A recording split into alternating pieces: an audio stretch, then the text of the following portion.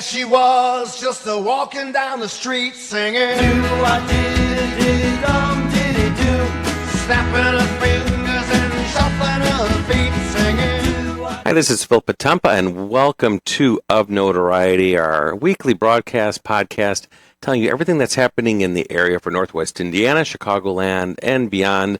The greatest ticket opportunities and things you want to make sure you mark on your calendar so you don't miss anything that's going to be an entertaining opportunity. Of course, this broadcast is the equivalent of the columns and stories you read in the Post-Tribune in print, as well as at chicagotribune.com. Some of you are tuned in through the traditional airwaves at WJOB from our studios in Hammond, others perhaps through the magic of Facebook. So if you're able to peer into the WJOB studios here, you see that I'm surrounded by a sea of vinyl as far as record albums go. Kind of what you would think about a radio station in its day. Today it's a little bit different, but we're going to hear all about what's happening in music from the past and today as the two meld together with a fantastic guest in studio. I have with us Kevin Garagosian. He's one of the Neverly Brothers. How are you doing? I'm great. Thanks for having me. Thank you for being a part of this. And, I got to tell you, you've got a big performance concert I know that's coming up. It's going to be at Theater at the Center in Munster, 1040 Ridge Road, right at the Center for Visual and Performing Arts. That date is going to be on April the 7th, right? So that's a 6th, actually, Friday. Friday. So it's a Friday performance we have, April the 6th. And again, it's only one performance only. So here's your chance to make sure you get tickets, and we'll tell you about everything that's in store. Your last time you were on that stage, I think it was right around Halloween, and I want to say it was 2015 you did a performance there also, right? Yes, it was. So tell us a little bit about your group, the Neverly Brothers. I know that our listeners and our audience are getting a chance to see some of the photos floated past them on the screen that I've gotten some still shots and, of course, a little sample of your sound as well. But give us a little history of how this group actually formed and came to be.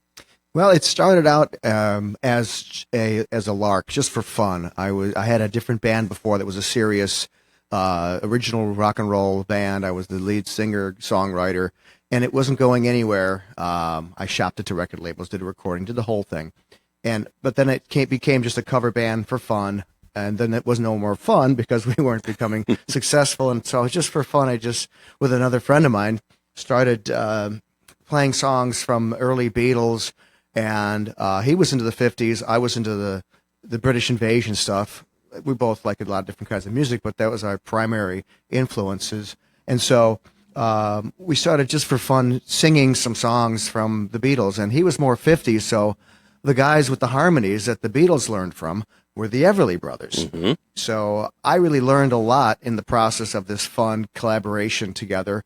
And so we started playing a lot of Everly Brothers and a lot of Beatles songs and some of the more folky stuff from the Beatles, like Babies in Black and things like that, like the Dylan era, as they call it. And then I realized that the Beatles were really influenced highly by Phil and Don Everly. Sure. John and Paul were often citing Everly Brothers as their biggest influences, and so they were actually trying to sound like the Everly Brothers when they first started. In fact, they used to joke about a name. Their nickname to themselves was the Four Everly Brothers. But getting back to how we did it, we just started for fun, and the harmonies and the vocals were what drew me into the 50s, and that was what brought me to the Everly Brothers. And so the early days, we'd had so many Beatles songs and Everly Brothers songs. This is 2003 that we did a play on the name Everly and called it Neverly. But if you see the logo on our bass drum, it's like a Beatles logo, like on Ringo's. It's got the long, elongated letters in the beginning and the end. So that's how it started out. And then over time, we became quickly a four-piece, and it became very popular. So this fun little project turned into a popular and actually a thriving, successful career. And it kept growing every year. And as the years went past, the concept sort of changed, and it was formulating and evolving and became this more of a history. It was less about the Everly Brothers and the Beatles. It was more about the two eras. So now our tagline is a rock and roll tribute from Elvis to the Beatles, because we cover a lot of artists from 1955 to 1965. And the whole premise of the show, for those who have never seen it, is that you come to a theater to see us, or at a concert anywhere, because we do a lot of outdoor concerts in the summer as well. But you come to our show, especially in the theater when it's more contained and controlled environment, we're letting you know that you're coming into our tour bus. This is our virtual tour bus. That's the whole idea. So we get the people in a state of mind. They're on a tour. And this tour bus has a time machine. And we set it for 1957. And we begin this traveling tour around America in the 50s. And the whole premise is we're stopping at different cities. Each city where a specific artist originated or recorded and made his mark. And so we kind of show their origin geographically. We show what their influence was as an artist and how they helped lay the foundations of rock and roll in America in the 50s. So the whole first set is all 1950s pioneering rock and roll artists, some rhythm and blues, but mainly rock and roll. And then we have a look. We have a wardrobe change. This is a professional show. We tour nationally. So we first look like 3 matching suits with sort of this Memphis rock and roll, rockabilly look with yokes on the shoulders, string ties, and it's a real period piece. Our microphones are the old microphones. So people get themselves in a state of mind, and now they're on this trip with us. And when we finish our first set, we explain that this was the American rock and roll roots, and it formed the foundation of the British invasion. And so this is what inspired those young bands like the Beatles, the Rolling Stones, Dave Clark 5, et cetera, to really pick up instruments, play music, and then we say, okay, we're going to take a break. We take an intermission. We come back. Now we have a different wardrobe. Now we look kind of like the Beatles on the Ed Sullivan Show, although we're not the Beatles because we're not an impersonator act.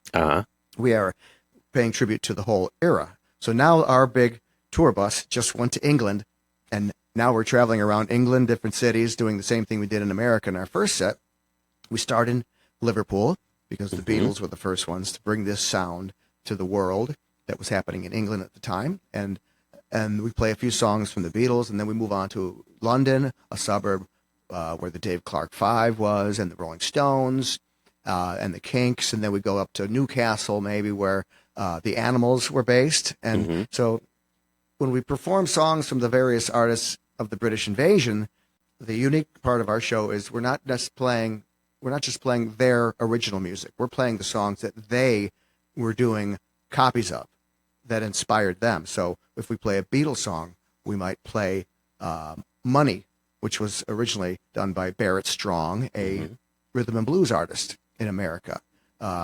If we play a Rolling Stones song, we might do a Buddy Holly number they did, Not Fade Away.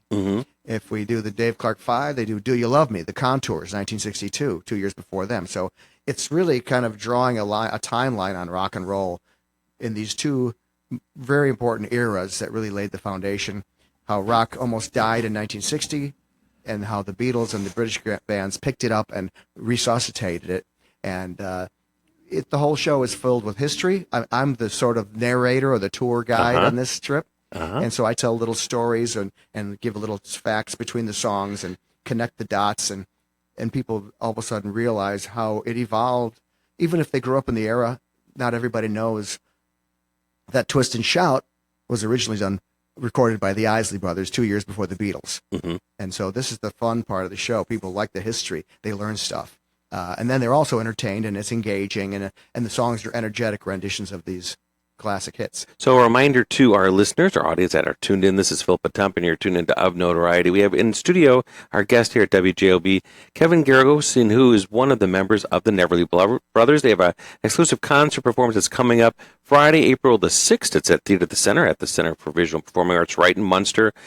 It's 7:30 concert time, and great tickets and seats still available. Very affordable ticket price. And as you were explaining, really, it provides not only a concert with all this fantastic music everybody remembers, starting with late 1950s and goes right on through to, would you say, late 60s or so? Not even. We start around 1955, and we go to about 1965. 65, all right. And then during this time, again, it's sort of a time machine trip back to memory lane.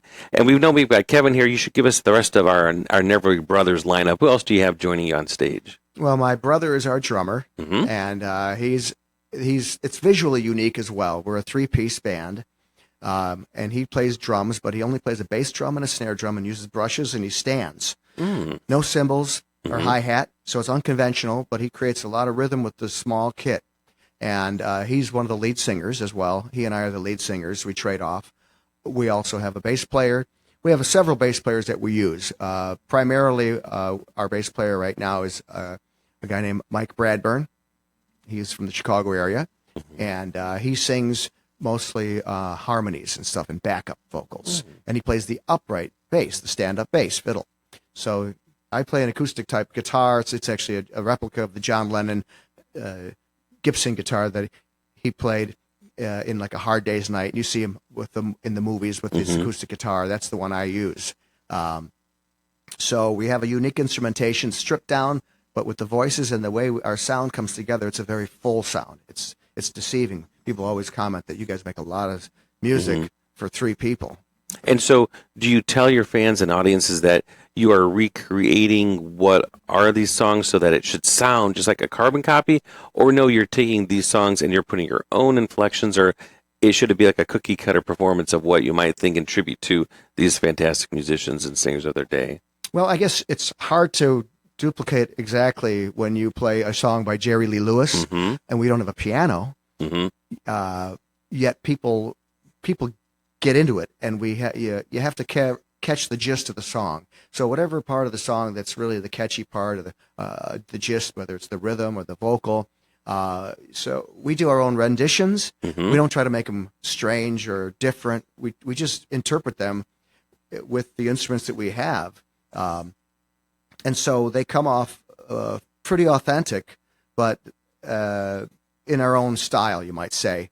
Although people have come to say that it sounds like a record. Sure. Even though we feel like we're just playing the music in our own, we're channeling it through ourselves and playing it with the feeling that we think is right for the songs when they were first created. I'm going to toss out the website and the phone number for the Theater Center box office just so that you have it handy. You can call 219-836-3255 or, of course, visit www.theater, and that's with the R-E, at thecenter.com. And I know they want to have this handy because we're going to give them a little tease. Tell us some of the songs and the sets that audiences will be hearing when you're at Theater at the Center at the Center for Provisional Performing Arts Friday, April the 6th. We'll kind of tantalize them. Give us a few songs that'll be on that set list. Well, I don't like to give up too much or give away too much, but we know there'll be some Elvis and some Beatles, right? There will be always Beatles to start off the second set, because that was the relaunching of rock and roll, or resurrection of rock and roll, I call it, and probably a Rolling Stones number.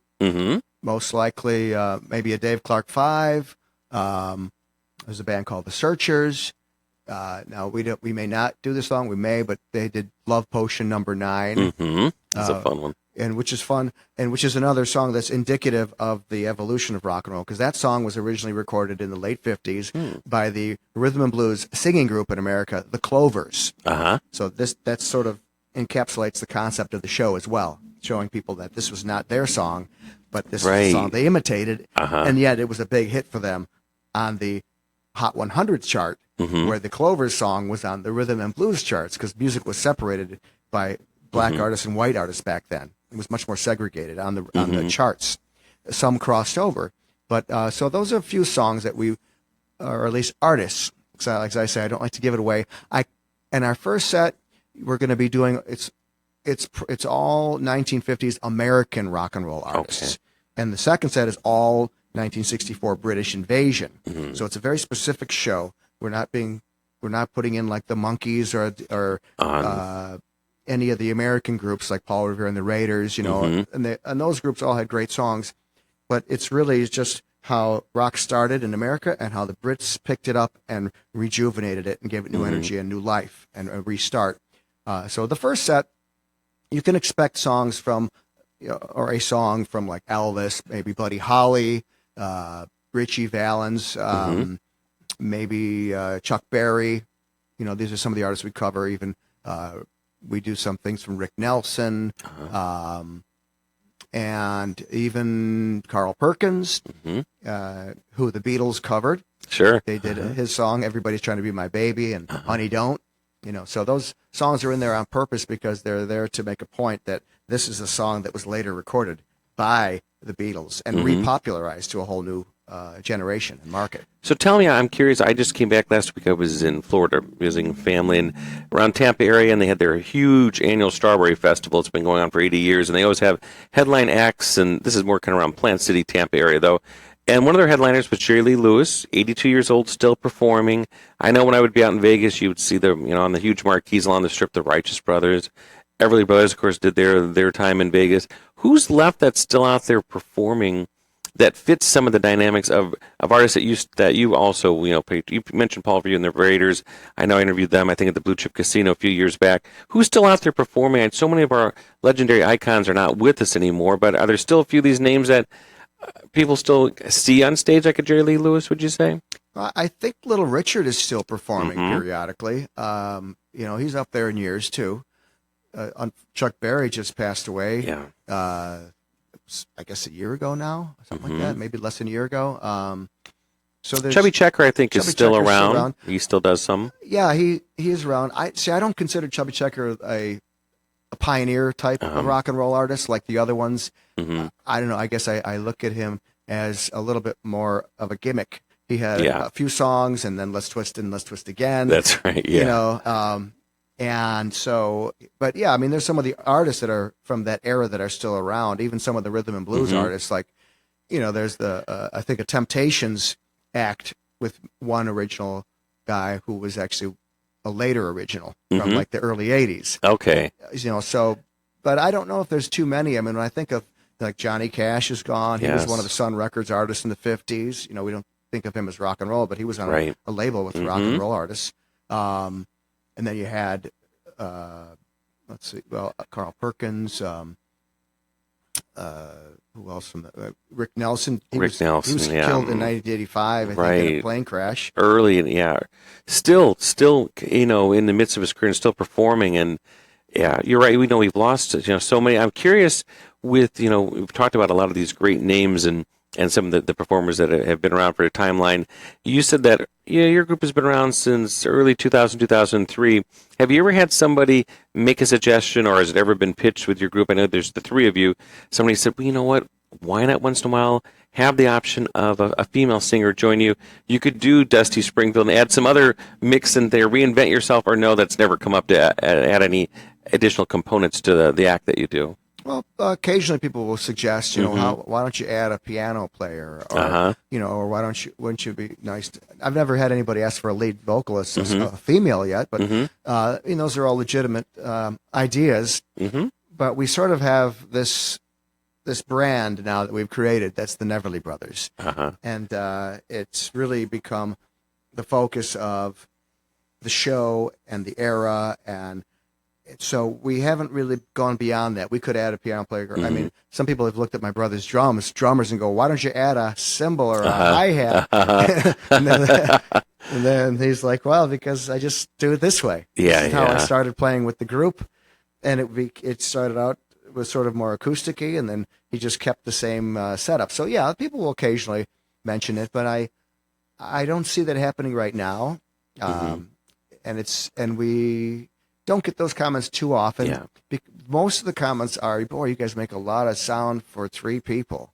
Right. It's a full sound. And then I have to remind people that some of the great rock and roll artists or acts were three people or three instruments, like Buddy Holly. He was three-piece, and then the Crickets were like another guitar player. Sure. Think of even The Who. Roger Daltrey usually just in concert would sing.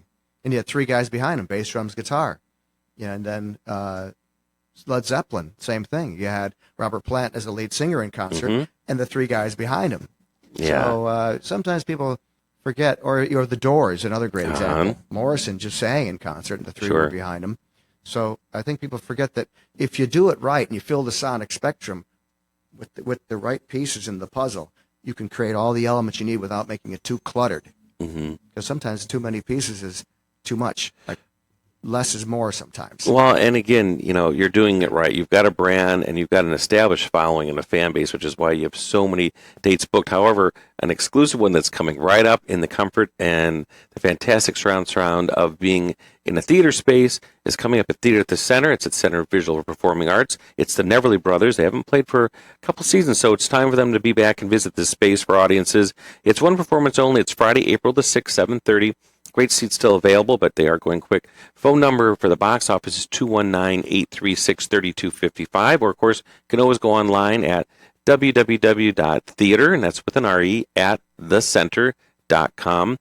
And, we should toss out here, I see in my notes here, a brand new CD that's available so people can take a little bit of the Neverly Brothers home with them. Is that right? Yes. We recorded this a few years ago, and I don't know if we had it available at the time when we played there 3 years ago. It may have just come out at that time. It's 2 different CDs, and it's called, each one is called, it's a Magical History Tour, Volume 1, and a Magical History Tour, Volume 2. And they both represent our show pretty fully and completely. The first half of each CD is the 50s rock and roll artist, or selection of the 50s rock and roll artists we represent in song. The second half of each is the 1964 British Invasion songs that we perform. 2 different sets of music on both CDs, so there's no repeats. And the package and the booklet are very reminiscent of what the tour bus concept is, this thing. It looks almost like a package for a tour. And inside there's historical footnotes under the songs. Great. And it also lists the songs and who the original artists were and who the other artists were that covered that song, which is indicative of our show as well. So, of course, we want people to pick these up when they come out to the concert because I know they'll be sold there, probably at the merchandise table. Is there another way to get their hands on these as well if they just cannot wait for another couple of weeks and want to get them right now? They can go on our website and look where we only do mail order. We don't have credit card, so we're kind of old school or old-fashioned that way. But people basically just will mail us a check for the 2 CDs plus the shipping, and we mail them the discs back to them. And give us the website so we have it. The website is thenameoftheband.com. It's www.theneverlybrothers.com, and that's Neverly brothers, plural.com. Theneverlybrothers.com. And that's who we're chatting with this morning here at Notoriety at the WJOB studios. It's Kevin Gargosin, who is one of the members of the Neverly Brothers. I'm going to let the WJOB audiences and listeners, or those who tune in through Facebook Live, on a little secret as well. If you're looking for an additional incentive to come out and see the Neverly Brothers for their exclusive performance Friday, April the 6th at Theater at the Center, at the wonderful stage, intimate space, but again, all these fantastic music spanning everything from Elvis to the Beatles. We have something fun that I kind of call the King's Currency, that our little Neverly Brother bucks. They are available at our neighbors right down the street here and around the Hammond area. Anything that's a throwback that takes you back into that time of a diner space and feel, you can find them at Blue Top Diner. I know they're at Shoop's, mine are done. They're all along that space there at these fantastic, what I like to say, hamburger joint. Pick up one of these little Neverly Brother bucks, bring to the box office. It gives you a $5 discount off of your ticket. But one certain thing is you don't want to miss this concert performance because it should be an awful lot of fun. Do you know that you're doing what you need to be doing the right way? When you look out in that audience and you see what? Fill in the blank. Do you see people on their feet? Do you see women that are kind of going crazy like they would do in the old Ed Sullivan show, or you'd see them, appearing on these different performances and they'd be screaming? Tell me, what is your sign that you've tapped into that magical place? Or dancing. I think sometimes even at the center they'll get up and dance in the aisles, right? Well, at that last show they intentionally took away part of the stage to leave a dance floor because it was a Halloween party, dance party / concert. So yeah, but most of the concerts there's no room for real dancing. But it's interesting when you start a concert, the audience is your captive audience, and they're paying attention and they're watching, and the faces initially are almost like straight faces because they're soaking up what's going on. I'm setting up the whole concert as we start the first song, getting them into our tour bus and the whole idea. But when you finish your first song, that's the key. The audience will erupt in applause and cheers, and then they'll calm down. And you're doing well when every song you play, you get great post-song applause and cheers, and then when you're throughout the show, we do certain things with some caller response to ask the audience to sing along or do something with us, and they'll join in. So when you got the audience participating with you and also acknowledging it with such great enthusiasm, that's when you, as a performer, know you have struck a chord with them. Definitely. Well, we're surrounded in the studios, as those that can see, tune in through the magic of Facebook Live, with all these vinyl record albums. But if one of these were a crystal ball, I know I'd see a lot of applause in your future because, again, audience is always going away feeling good with this music. How can you not feel great with this music? Again, Kevin Gargosin, he's a member of the Neverly Brothers. One exclusive concert. It's Friday, It's April the 6th. Make sure you get your tickets right away. Theater at the Center in Munster at the Center for Visual and Performing Arts. 219-836-3255. Don't forget about the Neverly Brother bucks that are out there floating around at your favorite hamburger stand. To give you a throwback to the 1950s and give you a little bit of a discount on your ticket.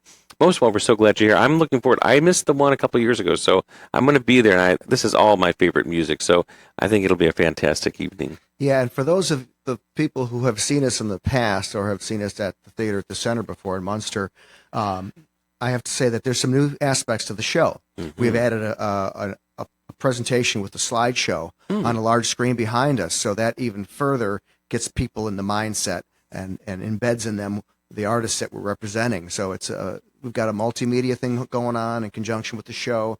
We're adding a lot of different songs that we hadn't played before. So those who've seen us in the past are going to see a lot of new music, the same era, the same concept, and maybe similar artists, but different songs. So it's fun for the people who have seen us before in the past. Fantastic. And I have to mention also, you mentioned that, the band has been doing well and we've been successful and we tour nationally now. We've got a couple of great television appearances coming. Yes, too. Make sure we let everybody know that. This Friday, actually, we're going to be on Fox Morning News, the 9 a.m. Good Day Chicago.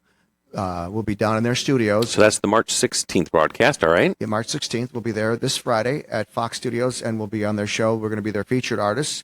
We're going to be interviewed. We're going to play a song. They'll be talking about us. So that's great. But even better or double down on television exposure, which is indicative of the career and the success we've been experiencing, is that we're going to be a month later on WGN's 9 a.m. news. So Excellent. We'll be there in the morning on April 13th, Friday, WGN Studios. There we'll be performing a few songs as well. So, we've done a lot in our career. We've grown. We've hit benchmarks, but this was sort of an unprecedented thing for especially a locally based act, even though we tour nationally, to get this kind of recognition from a couple of major media outlets. And in between, of course, at Theater at the Center for one performance. That's on April the 6th. That's a Friday night. You want to make sure that you are there. And as always, in closing, I like to throw out some other ticket opportunities that are going to be here. So I want to let you know what's happening in our area. Still Magnolias continues its fantastic hit run at Theater at the Center, and boy, those seats are really filling up fast. So you've only got a couple weeks left here before it closes. The weekend of March 25th, final performances. So make sure you get your tickets for Still Magnolias. It's based on that hit film from 1989, same characters. So make sure you look out for those tickets. And then finally, a couple other ticket opportunities in Chicagoland. I just saw this. It's absolutely phenomenal. Last night, Theo Ubique's new run of Sweeney Todd. It goes until April the 29th. It's, the Demon Barber of Fleet Street. Absolutely unbelievable run. Intimate space. It's on the north side of Chicago. You can have the dinner option as well. It's a great experience. And 55-seat venues, really, that's intimate. So you feel like you're right there. You might have to be careful you don't get splattered along the way when the Demon Barber gets his razor blade out. At the Mercury Theater on Saturday night, I caught this. It's called Bunny Buddy. Gilda Radner, a sort of a love story. Everybody remembers Gilda Radner from the Saturday Night Live days of the 70s, and of course her fight with ovarian cancer that took her life in 1989. This is a real phenomenal performance, and it goes into the middle of April, so it's been extended. Dana Tretta is just fantastic as that title character of Gilda Radner. Jackson Peter Evans plays one of the writers from Saturday Night Live, and the interesting dynamics of the relationship he had with Gilda Radner, not just professionally, but also personally. So you want to make sure you check that out. And finally, our friends at the Lyric Opera in Chicago, Faust. So if you want a little bit of the occult, some black magic and demons also surround what's happening in the world of opera, this production of Faust goes through March, and it's just opulent in every way, from the fantastic voices to the surrounds, and of course the Opera House in Chicago is his experience of all on its own. So thank you so much for joining me, Kevin, and make sure you come back again. And of course, we always like to thank all of our listeners and audience members for being a part of this broadcast of Notoriety, and we will see you the next time. I took my troubles down to Madame Rue. You know that gypsy with the gold cap tooth. She's got a pad down at 34th and Vine, selling little bottles of Love Potion number 9.